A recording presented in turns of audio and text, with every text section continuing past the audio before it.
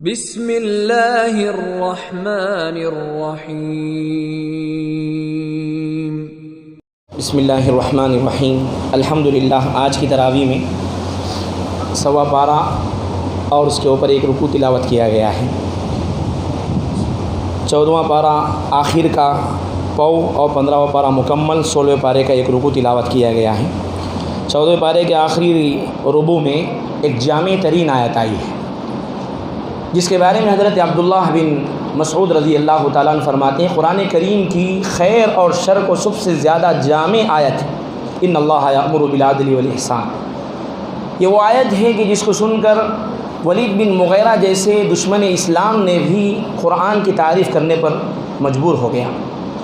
اسی لیے حضرت عمر بن عبدالعزیز رحمۃ اللہ علیہ نے اپنے زمانے سے اس کو خطبے میں شامل کیا، جمعے کے خطبے میں۔ اس آیت میں اللہ تبارک و تعالیٰ نے 3 باتوں کا حکم دیا: انصاف کا، بھلائی کرنے کا، اور رشتہ داروں کے حقوق ادا کرنے کا۔ اور تین چیزوں سے اللہ نے منع کیا۔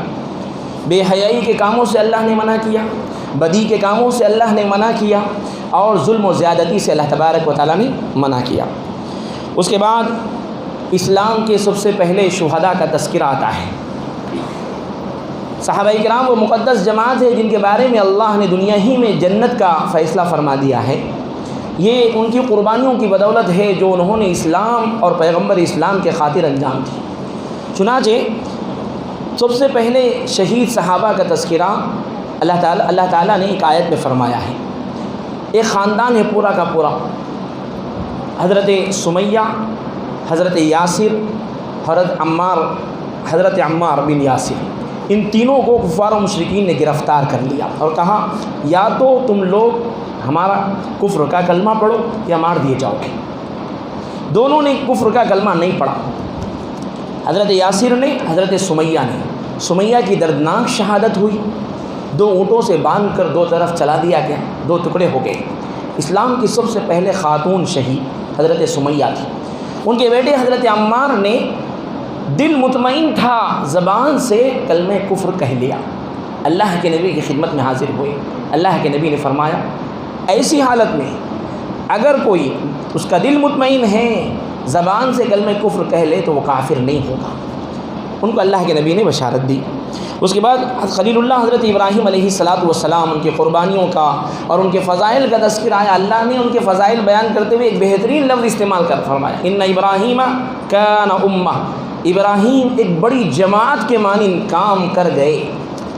اس آیت کے تحت مفسرین فرماتے ہیں کہ حضرت ابراہیم علیہ السلام اپنی قوم کے نزدیک ایک معمولی نوجوان تھے۔ جب بتوں کو توڑا تو انہوں نے کہا کہ ایک نوجوان ہے، اس کو بڑا کر لاؤ۔ ایک معمولی نوجوان تھے، گلی میں پھرنے والے، لیکن اللہ نے حضرت ابراہیم کا جب تذکرہ کیا تو ان کا مقام یہ بیان فرمایا، ابراہیم نے جو کام کیا ہے وہ ایک پورے جنریشن کا، ایک نسل کا کام کیا ہے، پوری ایک امت کا کام کیا ابراہیم نے۔ اس سے پتہ یہ چلتا ہے، سبق یہ ملتا ہے، انسان کو اپنا مقام اللہ کے نزدیک بنانا چاہیے۔ معاشرہ اس کے بارے میں کچھ کہے، لوگ اس کے بارے میں کیا خیالات رکھتے ہیں، یہ میٹر نہیں بنتا۔ میٹر یہ بنتا ہے کہ اللہ کے پاس میں پسندیدہ ہوں یا نہیں، انسان کو یہ سوچنا چاہیے۔ اس کے بعد لوگ اس کو آگ میں ڈالیں گے تو آگ گلے گلزار بن جائے گی، وطن سے نکالیں گے تو اللہ تبارک و تعالیٰ ٹھکانہ عطا فرما دیں گے۔ ایسے حالات اس وقت پیش آتے ہیں جب انسان اپنا مقام اللہ کے پاس بنائے۔ اس کے بعد اللہ نے 15ویں پارے کے شروع میں معراج کے واقعے کا تذکرہ فرمایا۔ اللہ کے نبی علیہ السلام کو اللہ تبارک و تعالیٰ نے آپ علیہ 13ویں ہجرت کے 13ویں سال، اللہ کے نبی علیہ نبوت کے 13ویں سال، اللہ کے نبی علیہ السلام کو اللہ تبارک و تعالیٰ نے 7 آسمانوں کی سیر کرائی۔ ہجرت کے واقعے کے 2 حصے ہیں، ایک حصہ مکہ مکرمہ سے بیت المقدس تک کا سفر، اس کو کہتے ہیں اسراء، اور ایک وہاں سے عرش معلیٰ تک کا سفر، اس کو کہتے ہیں معراج۔ اللہ کے نبی کو معراج جسمانی کرائی گئی، 7 آسمانوں کی سیر، اور اللہ نے اپنا مقام قرب عطا کیا وہاں تک جہاں تک جبرائیل بھی نہیں جا سکے۔ حضرت محمد رسول اللہ صلی اللہ علیہ وسلم کے اپنے آنکھوں سے اللہ کا دیدار کیا، اور اللہ تبارک و تعالیٰ نے راز و نیاز کی جو باتیں کی وہ کی۔ 3 تحفے معراج کے موقع پر اللہ نے عطا فرمائے، 50 نمازوں کا جو گھٹ کر 5 کر دی گئی پھر اس کے بعد سورہ بقرہ کے آخر کی 2 آیتیں، اور یہ تحفہ کہ اس امت کا جو فرد شرک سے اپنا دامن بچا کر اللہ کے دربار میں پہنچے گا، اللہ گناہ کبیرہ کیوں نہ کریں، اس کو ضرور بھی ضرور ایک دن اللہ جنت عطا فرمائیں گے، اس کی مغفرت فرمائیں گے۔ اس کے بعد یہودیوں کے انجام کو اللہ نے قرآن میں پہلے ہی بیان فرما دیا تھا۔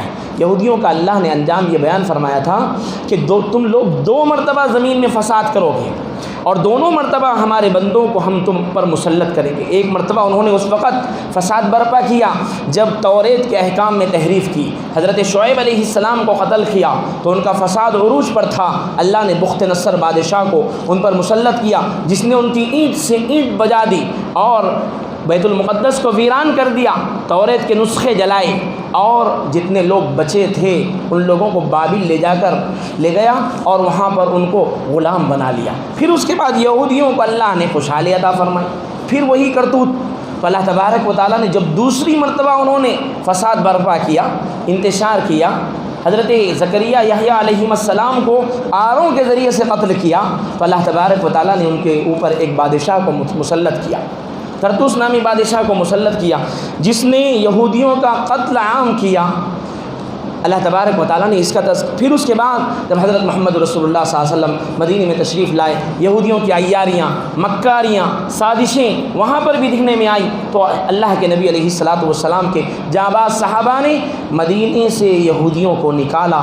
پھر اس کے بعد ہٹلر ان پر مسلط ہوا، جس نے جو یہودیوں کے لیے خدائی کوڑا ثابت ہوا، اور پوری کی پوری یہودیوں کی بستی کو اس نے ہلاک کر دیا، ختم کر دیا۔ اب بھی ان کی سازشیں عروج پر ہے، اب اللہ کا غضب ان پر کب نازل ہوتا ہے نہیں بول سکتے۔ اس کے بعد سورہ کہف شروع ہوتی ہے۔ سورہ کہف قرآن کی صورتوں میں ایک اہم صورت ہے۔ اللہ کے نبی علیہ السلام نے اس صورت کی فضیلت بیان فرمائی، جو شخص اس کی شروع کی 10 یا آخر کی 10 آیتیں یاد کر لے وہ دجال کے فتنے سے محفوظ رہے گا۔ اس وجہ سے علماء فرماتے ہیں جمعہ کے دن اس صورت کو تلاوت کرنے کا اہتمام کرنا چاہیے، جمعہ کی رات میں یا جمعہ کے دن میں۔ جو آدمی جمعہ کی رات میں یا جمعہ کے دن میں اس صورت کی تلاوت کرے، حدیث میں آتا ہے اللہ کے نبی فرماتے ہیں قیامت کے دن ایک ایسا نور ہوگا جو اس کے پیروں سے آسمان تک نور ہوگا، 2 جمعوں کے درمیان کوئی فتنہ آئے گا تو اللہ اس کی حفاظت فرمائیں گے۔ سورہ کہف کا شان نزول یہ ہے کہ یہودیوں سے سیکھ کر کفار مکہ چند سوالات محمد رسول اللہ کی خدمت میں رکھے۔ محمد صلی اللہ علیہ وسلم جواب نہیں دیں گے تو ہم انکار کر دیں گے، ان کی نبوت کو جھٹلا دیں گے۔ پہلا سوال یہ تھا کہ اس بادشاہ کے بارے میں بتلاؤ جس نے مشرق اور مغرب کا سفر کیا۔ دوسرا سوال یہ تھا کہ روح کی حقیقت کے بارے میں بتلاؤ۔ تیسرا سوال یہ تھا کہ ان غار والوں کا واقعہ بیان کرو۔ یہ واقعے مکے والے نہیں جانتے تھے، کوئی نہیں جانتے تھے۔ اللہ کے نبی نے فرمایا میرے پاس تو وہی آتی میں کل بتلا دوں گا۔ آپ علیہ السلام انشاءاللہ کہنا بھول گئے تو وہی آنی بند ہو گئی۔ 15 دن تک وہی آنی بند ہو گئی۔ اب کفار و مشرکین اللہ کے نبی کو ستا رہے ہیں، تکلیف پہنچا رہے ہیں۔ محمد کا رب نے محمد کو چھوڑ دیا، بہت تکلیف دہ دن گزرے 15 دن اللہ کے نبی کے لیے۔ 15 دن گزر گئے تو جبریل امین آئے، سب سے پہلے وہی بند ہونے کا وجہ سبب بیان کیا ہے۔ اللہ کے نبی آپ نے انشاءاللہ نہیں کہا تھا، کوئی کام کرنا ہو کل تو یوں کہو کہ میں یہ کام کروں گا انشاءاللہ، اللہ کی مشیت پر اس کو چھوڑو۔ پھر اس کے بعد یہ تینوں واقعہ بیان فرمائے۔ یہ اس صورت کا موضوع ہے معرکہ ایمان اور مادیت۔ اس صورت کا قیامت کے قریب اٹھنے والے فتنوں سے ایک گہرا تعلق ہے۔ ان فتنوں میں سب سے بڑا فتنہ دجال کا فتنہ ہوگا۔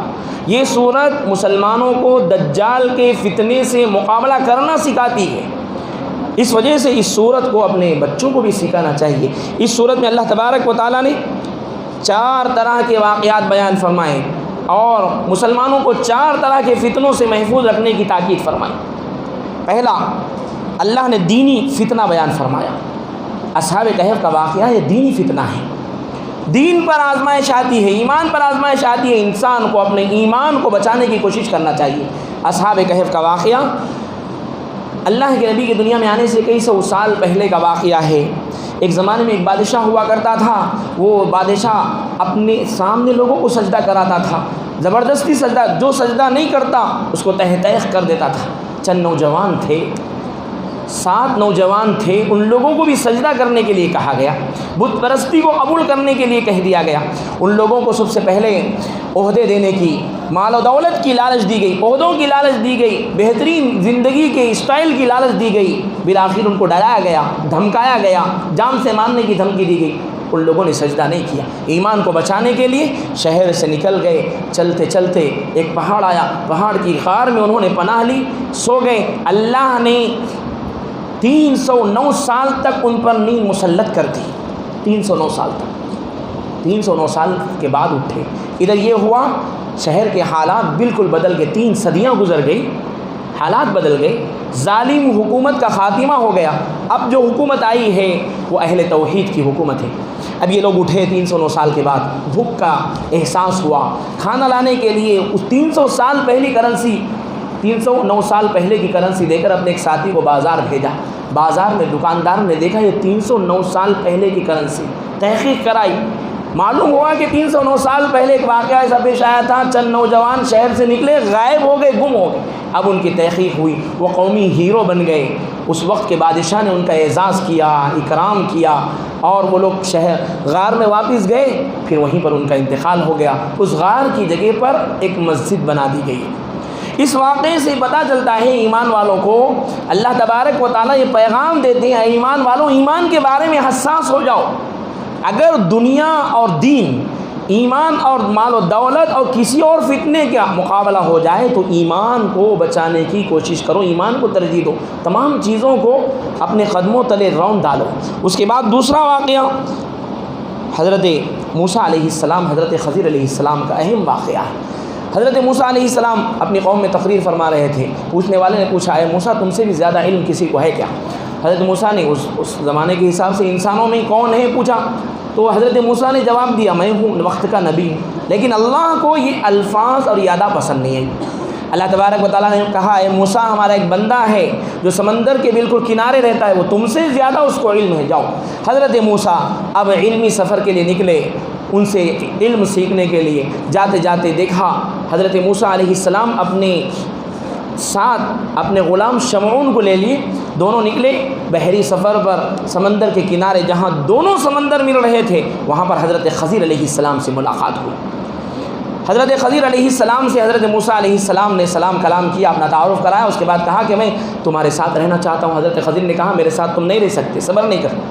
حضرت خضر نے شرط لگا دی، اگر میرے ساتھ رہنا چاہ رہے تو خاموش رہنا ہے، کسی چیز کے بارے میں سوال نہیں کرنا۔ ایک دریا آیا، چلتے چلتے دریا میں کشتی میں سوار ہو کر ایک بستی میں جانا تھا، کشتی میں سوار ہو کے کشتی والوں نے مفت میں سوار کر لیا۔ حضرت خضر علیہ السلام جیسے ہی کشتی میں سوار ہوئے اس کا تختہ توڑ ڈالا۔ حضرت موسیٰ پوچھنے لگے تختہ کیوں توڑا؟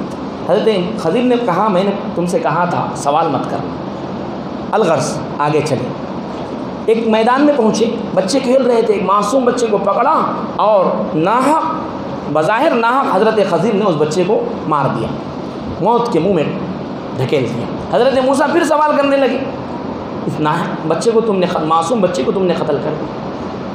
پھر حضرت موسیٰ علیہ السلام نے معافی تلافی کی، آئندہ نہیں کہوں گا، آئندہ سوال نہیں کروں گا۔ پھر چلتے چلتے ایک بستی آئی، اب سفر کر کے تھکے ہوئے تھے، بھوک اور پیاس کی شدید ان لوگوں کو احساس ہو رہا تھا۔ گاؤں والوں کے پاس گئے، جا کر کہا کہ ہم مسافر ہیں، کھانے کو کچھ دیں۔ وہ گاؤں والوں نے کھانے کو کچھ نہیں دیا، کچھ ضیافت نہیں کی۔ حضرت خضر علیہ السلام نے اسی بستی میں ایک دیوار کو گرتی ہوئی دیکھا تو کھڑے کھڑے اس دیوار کو درست کر دیا۔ حضرت موسیٰ سوال کرنے لگے، یہ لوگ اتنے زیادہ بخیل، ہمیں کھانے نہیں دے رہے، کھانے کے لیے کچھ نہیں دے رہے، اور تم ان کے بستی کی گرتی ہوئی دیوار کو ٹھیک کر رہے ہو۔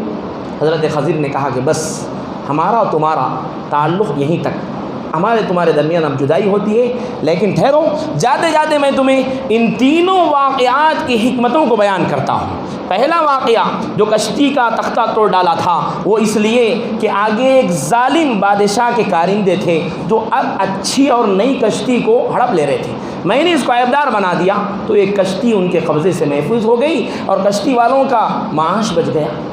وہ بچہ جو معصوم جس کو میں نے میدان میں کھیل رہا تھا قتل کر دیا، اس کے والدین انتہائی نیک، پاک باز، عبادت گزار، اللہ کے فرما بردار تھے۔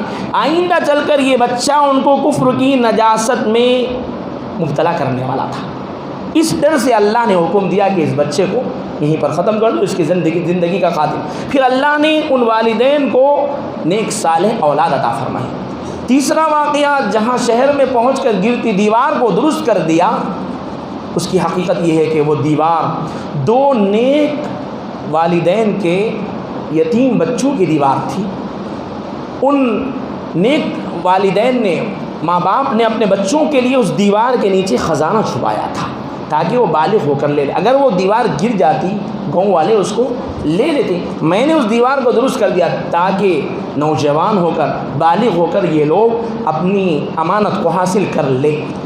اللہ تبارک و تعالیٰ یہ واقعہ بیان فرما کر امت کے افراد کو، تمام مسلمانوں کو یہ دعوت دے رہے ہیں، اے لوگوں، زندگی میں کبھی کوئی ایسا واقعہ ہمارے سامنے ہو جائے کہ جس کی وجہ ہمیں سمجھ میں نہ آئے تو صبر کر لینا چاہیے، بے صبری کا مظاہرہ نہیں کرنا چاہیے، اس لیے کہ ہر واقعے کی وجہ فوراً سمجھ میں آ جائے یہ ضروری نہیں۔ گزرتے وقت کے ساتھ ساتھ واقعات کی حکمتیں سمجھ میں آ جاتی ہے، اور گزرتا ہوا وقت اسرار اور رموز کو کھول دیتا ہے۔ دنیا میں روز و شب بہت سے ایسے واقعات پیش آتے ہیں، کسی کی گاڑی کا ایکسیڈنٹ ہوا، نوجوانی کے عالم میں بچہ چلے گیا، اور بچپن کے عالم میں اس کی زندگی کا خاتمہ ہو گیا، چلتا کاروبار ٹھپ پڑ گیا۔ ایسے میں ایک ایمان والے کو ظاہر کو دیکھ کر، اسباب کی طرف نظر کر کے بے صبری کا مظاہرہ نہیں کرنا چاہیے، مسبب الاسباب کی طرف نظر کرنا چاہیے۔ مادہ پرست لوگ، ظاہر پرست لوگ اسباب کی طرف دیکھتے ہیں، ایمان والا اسباب بنانے والے اللہ کی طرف دیکھتا ہے۔ یہ واقعہ علمی فتنے سے انسان کو بچاتا ہے۔ علم بھی ایک فتنہ ہے۔ آج کل جتنے فتنے آ رہے ہیں علم کے راستے سے آ رہے ہیں، پہلے معلومات نہیں تھے، اب معلومات ہے تو یہ بھی فتنوں کا ذریعہ بن گیا ہے۔ اس وجہ سے جب آدمی کو علم حاصل ہو تو اپنے علم کا پورا دار و مدار اور حوالہ اللہ کی طرف کر دینا چاہیے۔ جو کچھ اللہ نے دیا ہے، اللہ کا دیا ہوا ہے، یہ اللہ تبارک و تعالیٰ نے عطا کیا ہے۔ اور آگے اور واقعات ہیں اس صورت میں انشاءاللہ 16ویں پارے میں اس کو بیان کیے جائیں گے۔